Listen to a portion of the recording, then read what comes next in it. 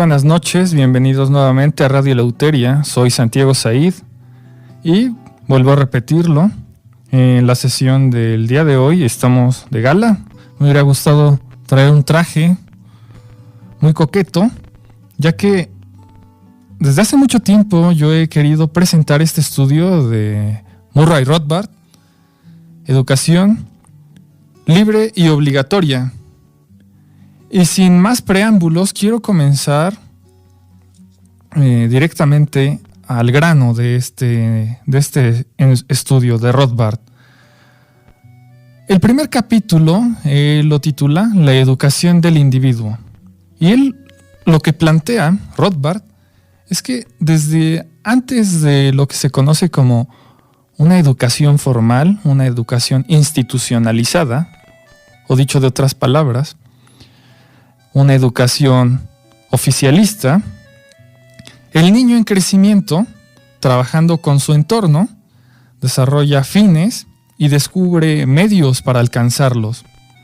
Sus fines se basan en su propia personalidad y su conocimiento de los medios se basa en lo que ha aprendido que es más apropiado. Ahora bien, el concepto de educación para Rothbard es que es todo proceso de crecimiento, de desarrollar todas las facetas de la personalidad de un hombre, es su educación. Esa es la definición del concepto de educación para Rothbard. Y para él es claramente absurdo limitar el término educación a la escolarización formal de una persona, ya que la persona está aprendiendo todo el tiempo. Es un proceso continuo y es evidente que la escolarización formal solo contribuye en parte a este proceso. Ahora bien, el segundo capítulo de este estudio lo titula Instrucción formal y es donde realiza el planteamiento del problema en esta tesis. Lo que plantea es que si todos estamos aprendiendo constantemente y la vida de cada niño es su educación, entonces, ¿por qué se necesita una educación formal? La respuesta más cercana es que la necesidad de una instrucción formal deriva del hecho de que las facultades de un niño están subdesarrolladas y son solo potenciales y de que necesitan experiencias para desarrollarse. Sin embargo, existe algo que se le conoce como el área de conocimiento intelectual que debe aprenderse sistemáticamente, ya que el razonamiento procede en pasos ordenados y lógicos, organizando la observación en un cuerpo sistemático de conocimiento. Por lo tanto, el niño, al faltarle las experiencias y los poderes desarrollados del razonamiento, no aprenderá nunca estos temas por sí mismo, como puede hacerlo con otras cosas. Ahora bien, otra parte del estudio que Rothbard titula Diversidad humana e instrucción individual, lo que plantea es que los individuos humanos, a pesar de similitudes en fines y valores, tienden a expresar la huella única de la propia personalidad. Y es la variedad de intereses y talentos individuales lo que permite el crecimiento de la especialización y la división del trabajo, de la cual dependen las economías civilizadas. Y él lo que explica en esta parte es que lo que es el salvajismo se distingue por la uniformidad, por la igualdad, dicho de otra manera. Sin embargo, la etapa superior del ser humano, a la que se llama civilización, muestra el máximo grado de especialización, es decir, de desigualdad, dicho de otra manera. Y lo que postula Rothbard es que es evidente que el entusiasmo común por la igualdad es, en un sentido esencial, antihumano. Él así lo determina, porque tiende a reprimir el florecimiento de la personalidad y la diversidad humana y la propia civilización. Sin embargo, le explica que hay un sentido en el que la igualdad entre hombres es sensata y beneficiosa. Si cada persona tiene una defensa igual contra la violencia, esta igualdad ante la ley le permitirá maximizar sus potencialidades. Y es a esto a lo que se refiere con respecto a la igualdad entre hombres, que es sensata y beneficiosa, únicamente la igualdad ante la ley. Igualdad contra la violencia, contra la coerción. Por lo tanto, lo que explica Rothbard es que como cada persona es un individuo único, está claro que el mejor tipo de instrucción formal es aquel tipo que está ajustado a su propia individualidad concreta. Cada niño tiene distinta inteligencia, distintas aptitudes y distintos intereses. Por tanto, la mejor elección de ritmo, plazo, variedad y manera, y de los cursos de instrucción asimismo, diferirá ampliamente de un niño a otro. Y por lo tanto surge la pregunta, ¿qué diríamos entonces de las leyes que imponen la escolarización obligatoria de todos los niños? Estas leyes son endémicas en el mundo occidental, en aquellos lugares en que se permiten escuelas privadas. Todas deben cumplir con los estándares de instrucción impuestos por el gobierno, pero la injusticia de imponer cualquier estándar debería estar clara. Evidentemente, la peor injusticia es la prohibición de enseñanza parental de sus propios hijos. La instrucción parental se ajusta a la situación ideal. Es ante todo instrucción individualizada, tratando el maestro directamente con el niño único y dirigiéndole hacia sus capacidades e intereses. Ahora bien, nadie está tan cualificado como el padre que sabe cuánto o a qué ritmo debería enseñar al niño, qué requerimientos del niño no necesitan guía, etc. Casi todos los padres están cualificados para enseñar a sus hijos, particularmente en los temas elementales. Quienes no están cualificados en los temas pueden contratar tutores individuales para sus hijos. También pueden contratar tutores los padres que no tengan tiempo para dedicar a la instrucción formal de sus hijos. Si deben o no realizar ellos mismos la formación o que el tutor es el mejor para sus hijos, es algo que se determina mejor bajo la supervisión general directa de los padres. Los padres pueden determinar el progreso del niño, el efecto diario del tutor sobre el niño, etc. Además de la instrucción parental y tutorial, los padres pueden enviar a sus hijos a escuelas privadas. Sin embargo, esta alternativa no es tan satisfactoria debido a la necesaria falta de instrucción y ritmos individuales. La imposición de estándares uniformes por el Estado es una grave violación a la diversidad humana de gustos y habilidades. El efecto de las leyes de escolarización obligatoria del Estado no es solo reprimir el crecimiento de escuelas privadas especializadas y parcialmente individualizadas para las necesidades de distintos tipos de niños. También impide la educación del niño por la gente que en muchos aspectos está mejor cualificada, es decir, sus padres. Ahora bien, un aspecto que maneja Rothbard es que es inevitable que el Estado imponga como recargo la uniformidad en la enseñanza. No solo la uniformidad es más conforme con el temperamento burocrático y más fácil de aplicar. Esto será casi inevitable donde el colectivismo ha suplantado al individualismo. Con la propiedad colectiva de los niños por el Estado reemplazando la propiedad y los derechos individuales, está claro que el principio colectivo se aplicará también a la enseñanza. Sobre todo lo que se enseñaría es la doctrina de la obediencia al propio Estado, pues la tiranía en realidad congenia con el espíritu del hombre, que requiere libertad para su pleno desarrollo. No solo ha habido una tendencia hacia un mayor control del Estado, sino que los efectos de esto se han empeorado por el mismo sistema de igualdad ante la ley que se aplica en la vida política. Ha habido un crecimiento de una pasión por la igualdad en general. El resultado ha sido una tendencia a considerar a todos los niños como iguales a los demás, mereciendo el mismo trato, y a imponer una completa uniformidad en el aula.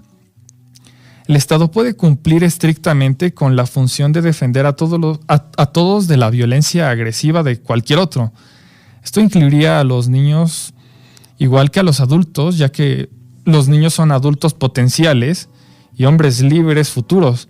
Dejar simplemente de educar, o más bien instruir, no justifica en modo alguno la interferencia del Estado. Ahora bien, otra parte de este estudio, Rothbard la titula Educación obligatoria frente a la educación libre. Y pues bien, lo que plantea Rothbard es que un sistema educativo obligatorio y financiado por impuestos es el modelo completo del Estado totalitario.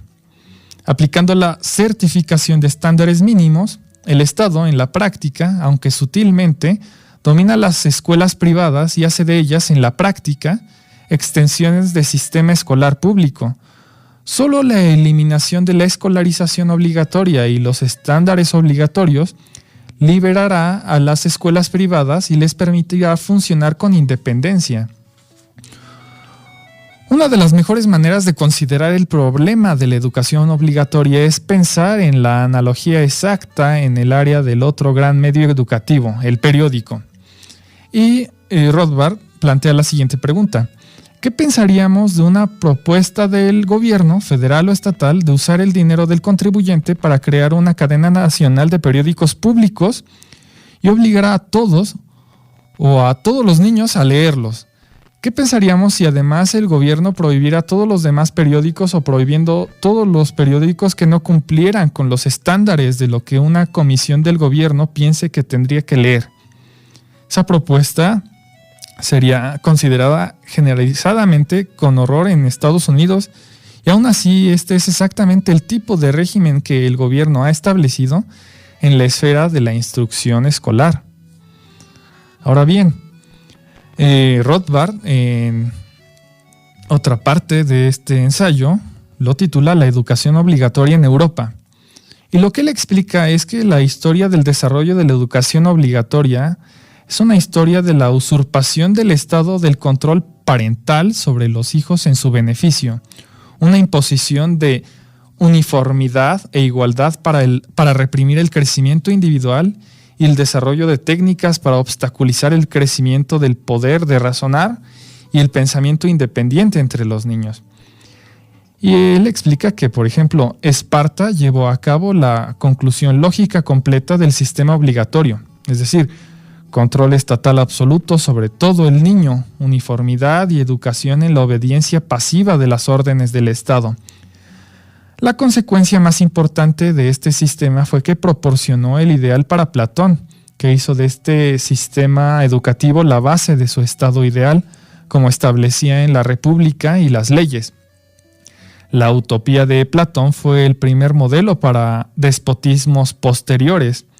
Ahora bien, el primer movimiento moderno para una educación estatal obligatoria derivó directamente de la Reforma. Un factor importante fue Martín Lutero. Lutero reclamó repetidamente que las comunidades establecieran escuelas públicas e hicieran obligatorio acudir a ellas. Los reformistas defendían la educación obligatoria para todos como medio de inculcar a toda la población sus opiniones religiosas concretas, como una ayuda indispensable en una efectiva guerra, con lo que ellos llamaban guerra contra el diablo y sus agentes. Para Lutero, estos agentes constituían una legión numerosa, no solo judíos, ya que Lutero fue uno de los más grandes perseguidores de judíos en Europa, pero bueno, no solamente los judíos, sino también católicos e infieles, y también todas las demás sectas protestantes. El ideal político de Lutero era un Estado absoluto guiado por principios y ministros luteranos. El principio fundamental era que la Biblia, interpretada por Lutero, era la única guía para todo. La influencia luterana en la vida política y educativa de Occidente, y particularmente en Alemania, ha sido enorme. Fue el primer defensor de la escolarización obligatoria y sus planes fueron el patrón para las primeras escuelas alemanas. Además, inculcó a los luteranos los ideales de obediencia al Estado y persecución de todos los disidentes. Aparte de Lutero, otra influencia principal para el establecimiento de la educación obligatoria en el mundo moderno fue el otro gran reformista, Juan Calvino, que fue incluso más radical que Lutero. La influencia de Calvino en el mundo occidental fue más amplia que la de Lutero, porque con esfuerzos diligentes, llamémosle, de propaganda, hizo de Ginebra el centro europeo para una extensa difusión de sus principios.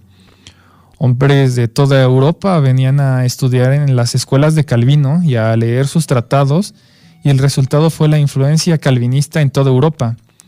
Al convertirse en importantes los calvinistas en toda Europa, reclamaron la creación de escuelas estatales obligatorias. De hecho, en 1560, los calvinistas franceses, los hugonotes, enviaron un memorando al rey pidiendo el establecimiento de una educación obligatoria universal, pero fue rechazado. Sin embargo, en 1571, la reina Juana de Albret de los estados de Navarra, bajo influencia calvinista, hizo obligatoria la educación primaria en esa parte de Francia.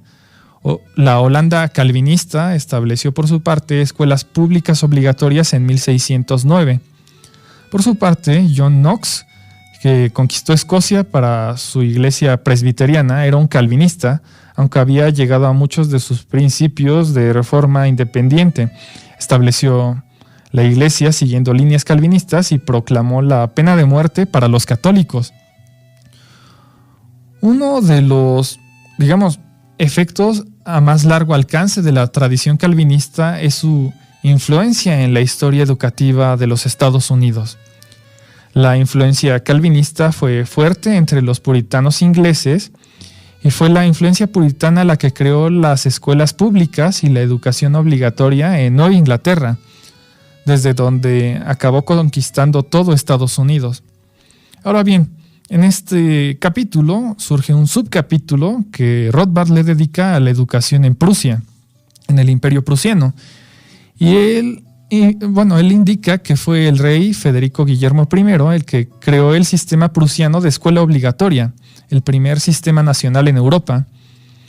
En 1717, Federico Guillermo I ordenó la asistencia obligatoria de todos los niños a escuelas estatales y en leyes posteriores continuó con la dotación para la construcción de más escuelas de este tipo. Y fue básicamente promoción del despotismo y el militarismo en Prusia. Estos inicios fueron desarrollados por su hijo Federico el Grande, que reafirmó vigorosamente el principio de asistencia obligatoria a las escuelas estatales y asentó el floreciente sistema nacional, particularmente en su Landschule-Reglement de 1763. Posteriormente, bajo el rey Federico Guillermo III, se fortaleció enormemente el Estado absoluto. De la mano del sistema de escuela obligatoria llegó un resurgimiento y una gran expansión del ejército y en particular de la institución del servicio militar universal obligatorio. El sistema de educación estatal obligatoria se ha usado como un arma, terrible en manos de gobiernos para imponer ciertos idiomas y destruir los de diversos grupos nacionales y lingüísticos dentro de sus fronteras. Fue un problema concreto en Europa Central y Oriental. El Estado gobernante impone su lengua y cultura oficial sobre pueblos sometidos con lenguas y culturas propias, y el resultado ha sido una incalculable amargura, llamémoslo así. Y lo que concluye Rothbard es que si la educación fuera voluntaria, este problema no habría aparecido, y esto es también un postulado que ya había indicado Ludwig von Mises en su obra El liberalismo de 1927. Asimismo, en este capítulo, Rothbard dedica un subcapítulo a la educación pública en Francia, la educación universal obligatoria, como el servicio militar obligatorio fue introducido en Francia por la Revolución Francesa. La Constitución Revolucionaria de 1791 decretaba instrucción primaria obligatoria para todos. Ahora bien, Napoleón posteriormente actuó para asegurar un monopolio de la enseñanza para el Estado. El personal docente de las escuelas públicas iba a canalizarse a través de una escuela normal dirigida por el Estado. Todas estas escuelas estaban dirigidas a tomar como base de sus enseñanzas los principios de lealtad al jefe del Estado y la obediencia a los estatutos de la universidad. Debido a la falta de fondos, el sistema de escuelas públicas no pudo imponerse por tanto a todos. Al final de la era napoleónica, poco menos de la mitad de los franceses asistía a escuelas públicas, el resto principalmente a escuelas católicas. Sin embargo, las escuelas privadas estaban ahora bajo la regulación del Estado y estaban obligadas a enseñar patriotismo a favor de los gobernantes. Así que, con la excepción de los periodos revolucionario y napoleónico, la educación francesa permaneció libre hasta la última parte del siglo XIX, igual que la compulsión y el absolutismo habían recibido un gran impulso por la derrota a manos de Napoleón. También la compulsión y el dictado francés recibieron su inspiración por la victoria de Prusia en 1871. Las victorias prusianas se consideraron las victorias del ejército y el maestro de escuela prusianos, y Francia, dirigida por el deseo de revancha, se dedicó a prusianizar sus propias instituciones. En leyes de 1882 y 1889 establecía el reclutamiento militar universal siguiendo el modelo prusiano. El líder de la nueva política fue el ministro Jules Ferry. Ferry era el principal defensor de una nueva política de imperialismo agresivo y conquistas coloniales. Las agresiones se llevaron a cabo en el norte de África y la Baja África e Indochina. Y también habla de otros países, por ejemplo España. Y esto es muy interesante porque España ha usado sus leyes de escuela obligatoria para suprimir el idioma catalán e imponer el castellano.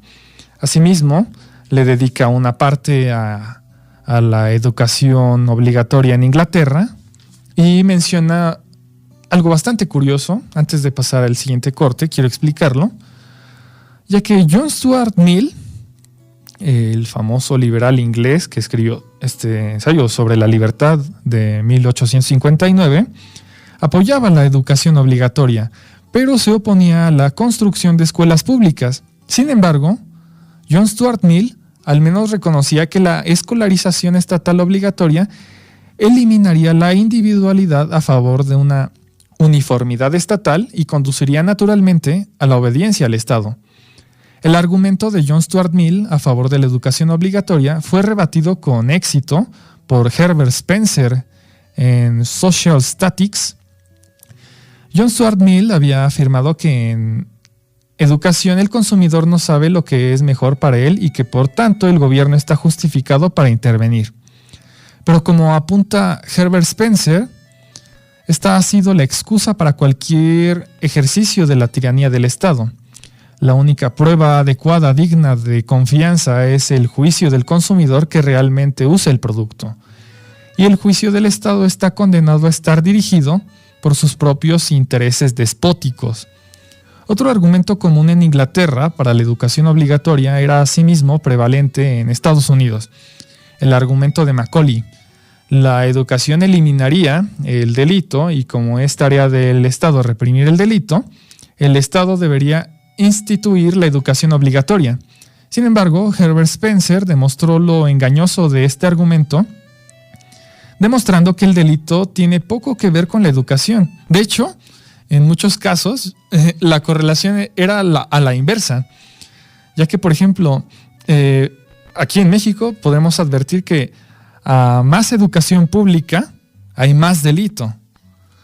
Asimismo, si nos quedan un par de minutos, quiero mencionar un subcapítulo de Rothbard en donde habla sobre la educación obligatoria en el fascismo, el nazismo y el comunismo.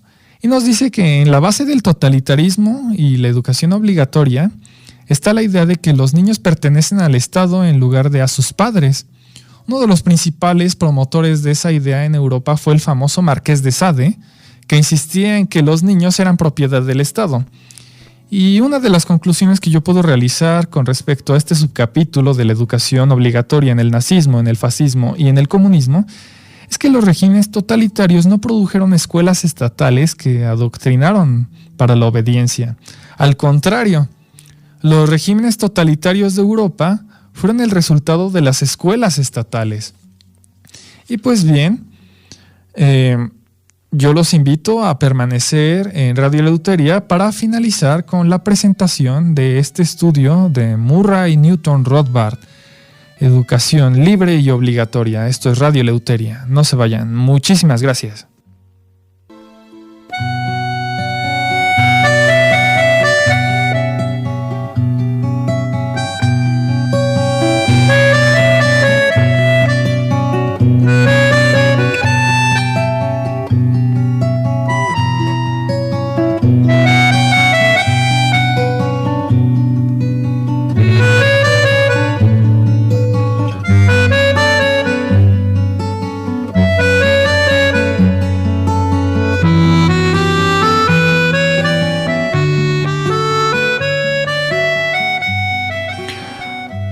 Muy buenas noches, gracias por continuar en Radio Eleuteria. Y bueno, siguiendo el hilo de lo que dejamos en el último bloque, Rothbard dedica un capítulo titulado Educación obligatoria en Estados Unidos, y existe un subcapítulo en donde él explica el desarrollo de la educación obligatoria en este país. Y él menciona que en la mayoría de las colonias americanas, la educación seguía la tradición inglesa, es decir, educación parental voluntaria, siendo las únicas escuelas públicas las creadas para familias pobres con libertad para hacer uso de las instalaciones. Este sistema se originó en las colonias centrales y sureñas. La principal excepción fue Nueva Inglaterra, la bujía del sistema educativo colectivista en Estados Unidos. Frente a otras colonias, Nueva Inglaterra estaba dominada por la tradición calvinista entre los puritanos ingleses que colonizaron Massachusetts y posteriormente las demás colonias de Nueva Inglaterra. Los despiadados y ascéticos puritanos, como los llama Rothbard, que fundaron la colonia de la Bahía de Massachusetts, se apresuraron a adoptar el plan calvinista de educación obligatoria para asegurar la formación de buenos calvinistas y la supresión de cualquier posible disensión. Solo un año después de que se establecieran sus primeras leyes particulares, la colonia de la Bahía de Massachusetts aprobó en 1642 una ley de alfabetización obligatoria para todos los niños.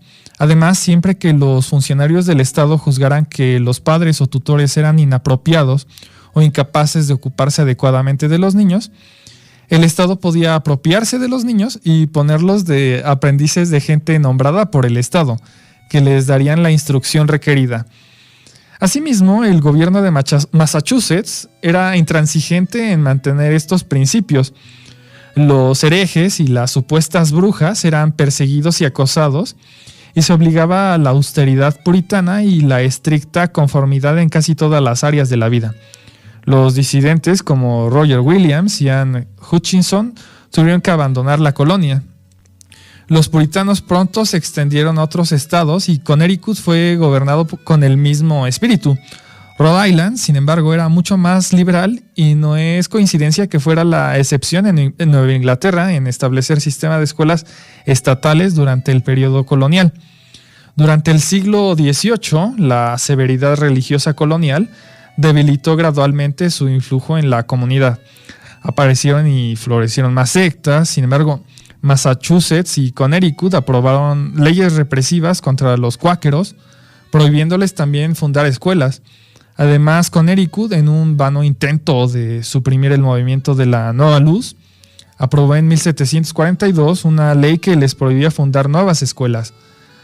Massachusetts consiguió extenderse y fortaleció sus leyes obligatorias de educación. Y en 1862, por ejemplo, hizo obligatorio el encarcelamiento de niños que se ausentaban habitualmente y extendió la edad escolar a entre 7 y 16 años. Y en 1866 la asistencia a la escuela se hizo obligatoria durante 6 meses del año.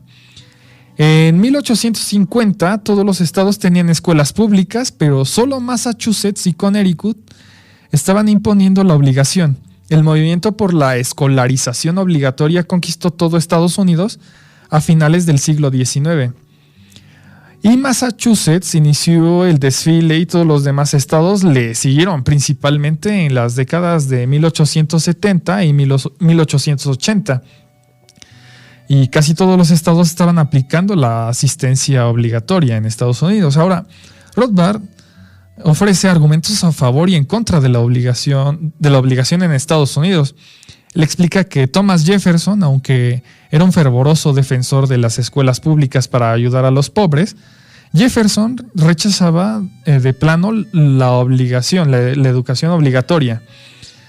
Y hubo un repunte de oposición a la educación obligatoria a principios de la década de 1890. Pero para entonces el movimiento estaba en camino hacia una clara victoria. 2 veces, en 1891 y 1893, el gobernador Pattinson de Pensilvania, un estado con tradición en libertad de educación, vetó las propuestas de ley de educación obligatoria sobre la base de que podría interferir en la libertad personal de los padres y era una ley antiestadounidense por principio. Sin embargo, la ley se aprobó en 1895 cuando el gobernador Hastings la sancionó con grandes reticencias. Esto es algo que me sorprendió muchísimo, es algo que menciona Rothbard, porque la plataforma nacional del Partido Demócrata declaró la oposición a esta ley. Posteriormente, Rothbard explica los objetivos de la escolarización pública, lo que se conoce como el movimiento educacionista de Estados Unidos. En primer lugar, existió el deseo de escuelas públicas por cuasi libertarios como Thomas Jefferson y Thomas Paine, que se basaba en una creencia de que el gobierno republicano se adaptaba mejor a ciudadanos bien formados y que el gobierno debía hacer esas instituciones disponibles para los demasiado pobres como para pagarlas privadamente. Indudablemente, muchos de los que defendían la creación de escuelas públicas lo hacían solo por esta razón. Había, sin embargo, otros objetivos más peligrosos. Ya en 1785, el reverendo Jeremy Belknap, predicando ante el Tribunal General de New Hampshire, defendía una educación igual y obligatoria para todos, destacando que los niños pertenecían al Estado y no a sus padres. Incluso el influyente Benjamin Rush quería una educación general para establecer una nación uniforme, homogénea e igualitaria.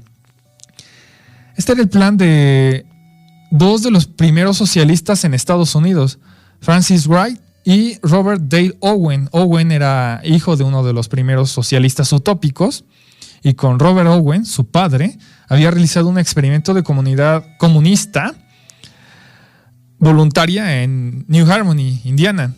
Frances Wright era una escocesa que también había estado en New Harmony y con Owen abrió un periódico llamado Free Inquirer. El objetivo principal era hacer una campaña para un sistema de educación obligatoria. Wright y Owen diseñaron su plan como sigue, y esta es la cita. Es la educación nacional, racional y republicana, gratuita para todos, a costa de todos, dirigida bajo la tutela del Estado y para el honor, la felicidad, la virtud y la salvación del Estado. Y pues bien, sí, Rosita, el principal objetivo del plan era que se implantara la igualdad en las mentes, las costumbres, los modales y los sentimientos de forma que fortunas y condiciones se igualaran. Estos establecimientos se dedicarían a formar completamente los grupos de niños de diversas edades. Los niños se verían obligados a vivir en estos lugares 24 horas al día. A los padres se les permitiría visitar a sus hijos de vez en cuando.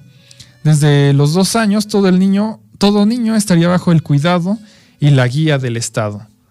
Y pues bien, para finalizar, quiero ofrecer 2 de las conclusiones más importantes que ofrece Murray Rothbard al final de este estudio.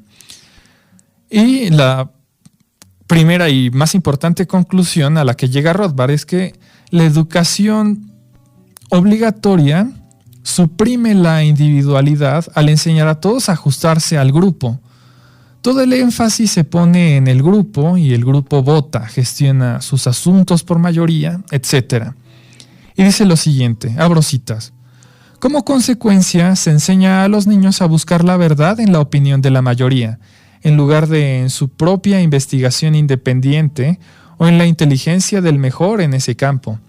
Se prepara a los niños para la democracia, haciéndoles discutir acontecimientos actuales sin aprender primero los temas sistemáticos, por ejemplo, política, economía, historia, que son necesarios para discutirlos. El efecto topo, así lo llama, consiste en sustituir el pensamiento individual ponderado por lemas y opiniones superficiales, y la opinión es la del mínimo denominador común del grupo. Y la última conclusión, no menos importante, de Rothbard es que indudablemente el efecto de todo esto es alimentar la dependencia del individuo respecto del grupo o del Estado. Yo recomiendo muchísimo la lectura de este ensayo de Murray Rothbard, Educación Libre y Voluntaria. Y pues bien, yo agradezco mucho a La Voladora Radio por darme este espacio. Agradezco mucho a Rocío Castillo detrás de cabina haciendo este trabajo todos los días. Muchísimas gracias, Rocío. Y sobre todo agradezco a usted, amigo Radio Escucha. Yo los invito a sintonizarnos el próximo miércoles de 7 a 8 de la noche a través de La Voladora Radio. Soy Santiago Said. Esto fue Radio Eleuteria. Viva la libertad y la verdad. Hasta luego.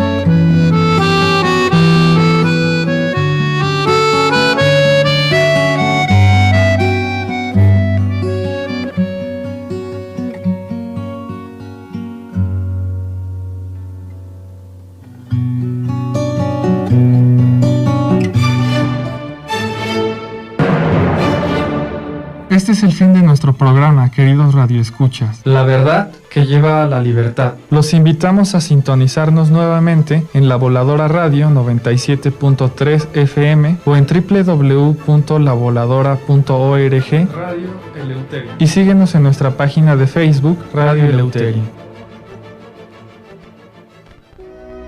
La palabra lleva al pensamiento y el pensamiento a la crítica. La crítica es un ejercicio de la libertad.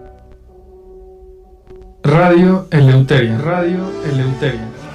Reúnanse con nosotros para reflexionar sobre la literatura, los libros y las corrientes de todas las épocas. La verdad que lleva a la libertad. Radio Eleuteria con Santiago Said.